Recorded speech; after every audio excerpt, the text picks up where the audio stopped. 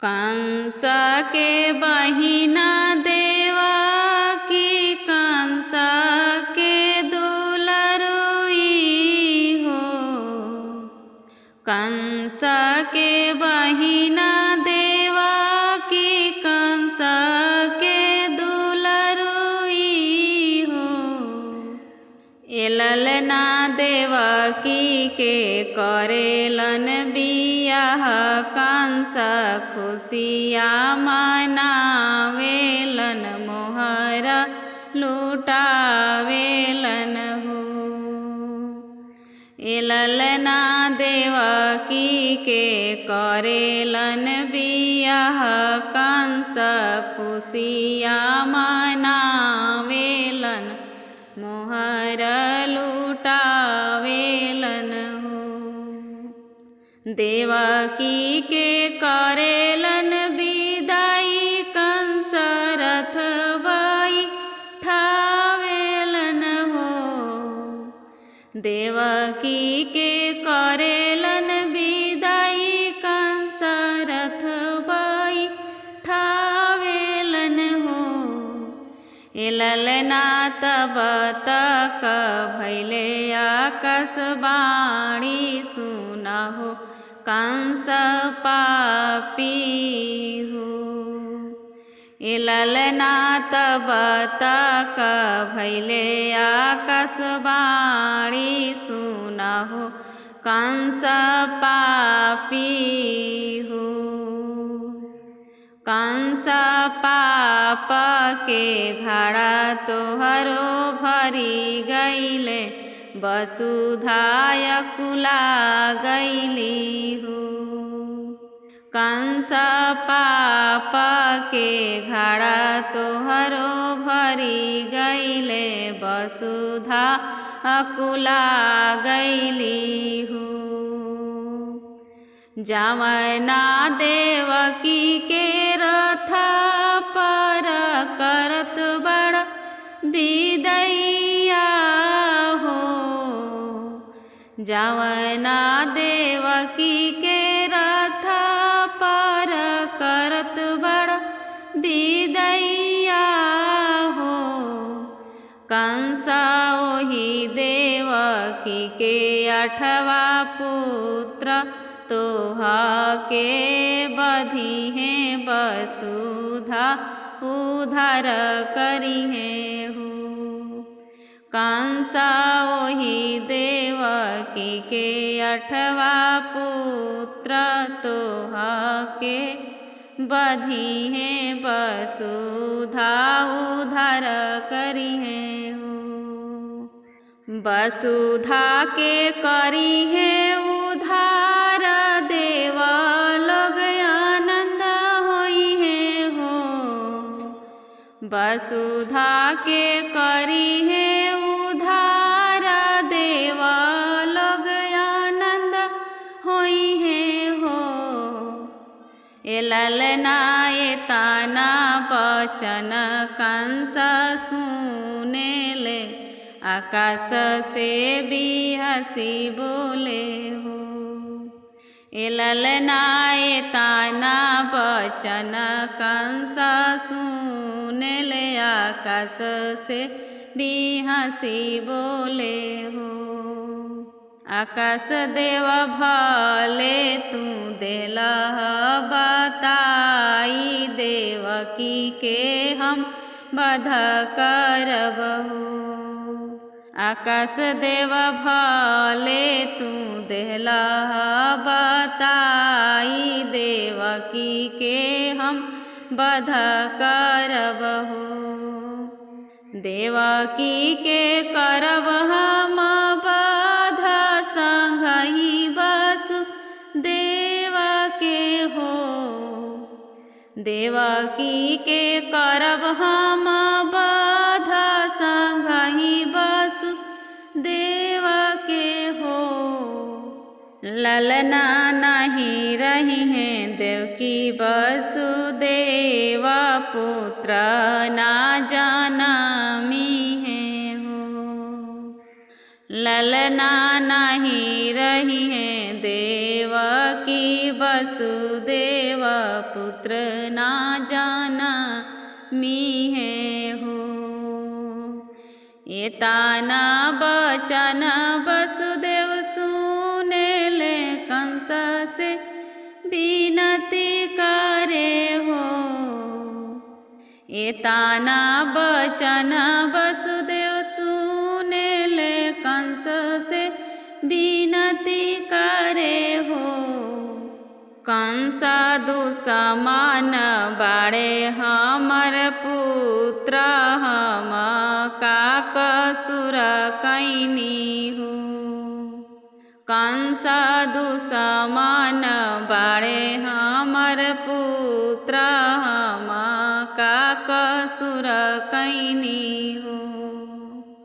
8वें गर्भ तो हेलाई देवो देवकी के छोड़ देहु हो। 8वें गर्भ तो हेलाई देवो देवकी के छोड़ देहु हो।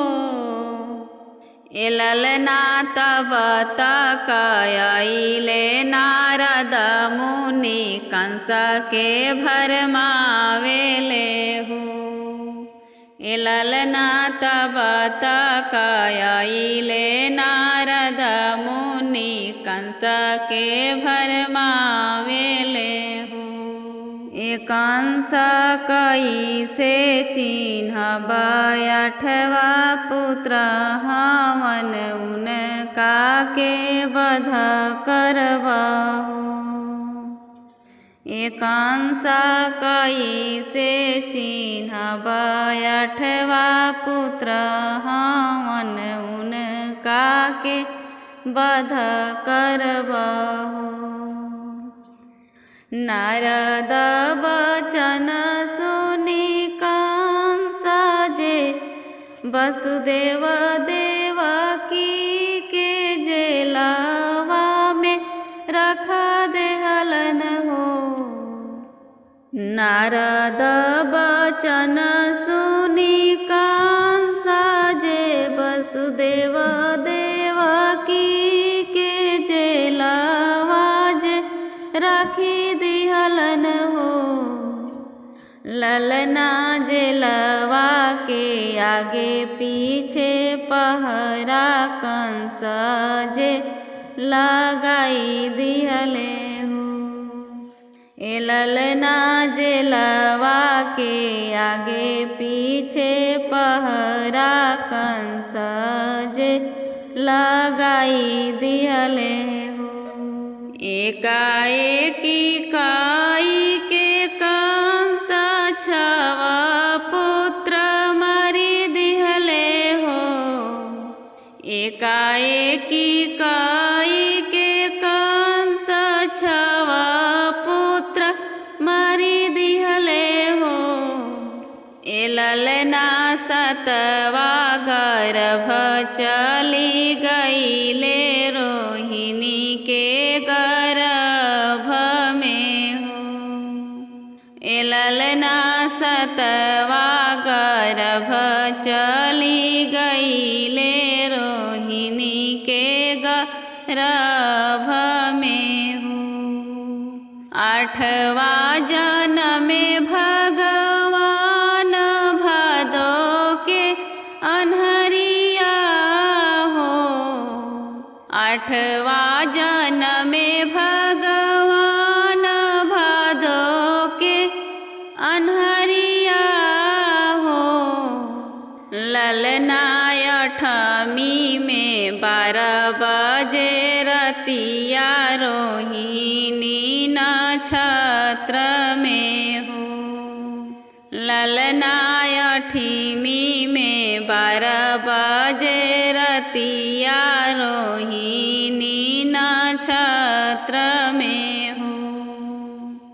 जनम लिहाले मथुरा रते राति गोकुल पहुँचे हो। जनम लिहाले मथुरा में रते राति गोकुल पहुँचे हो। ए ललना ओही बे जनमेली जोग माया जसोदा के कोखी में हो। ए ललना ओही बेरा जनमेली जोग माया जसोदा के कोखी में हो। जसोदा के जनमेली जोग माया मथुरा पहुँच गईली जेल के भितरिया हो। जसोदा के जनमेली जोग माया मथुरा पहुँच गईली जेल के भितरिया हो। ललना जोग माया के मारे चलले कंस शिला पर पटकी दिहले हो। ललना जोग माया के मारे चलले कंस शिला पर पटकी दिहले हो। शिला पर दिहले पटकाया कसौड़ी प्रगटेली हो। शिला पर दिहले पटकाया कसौड़ी प्रगटेली हो। कंस तोहरो अठवा भगिनवा गोकुलवा जे चली गईले हो।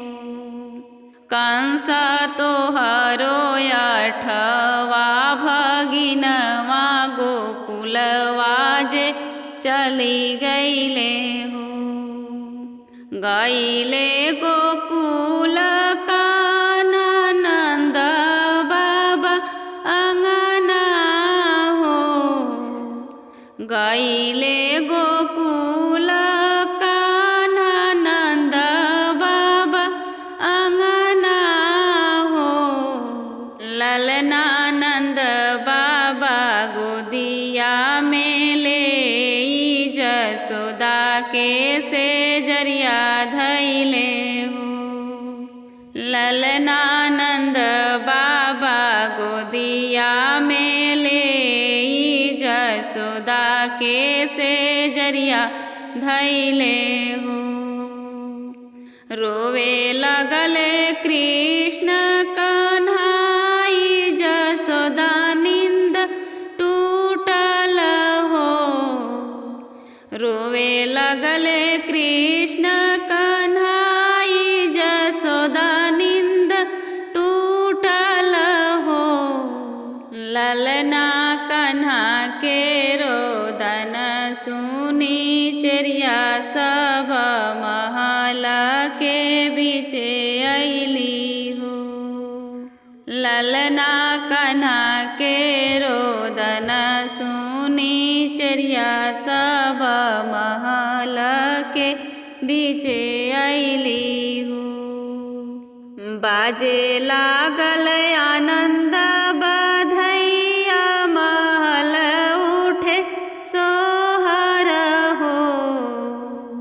बाजे लागल आनंद बधैया महल उठे सोहर हो।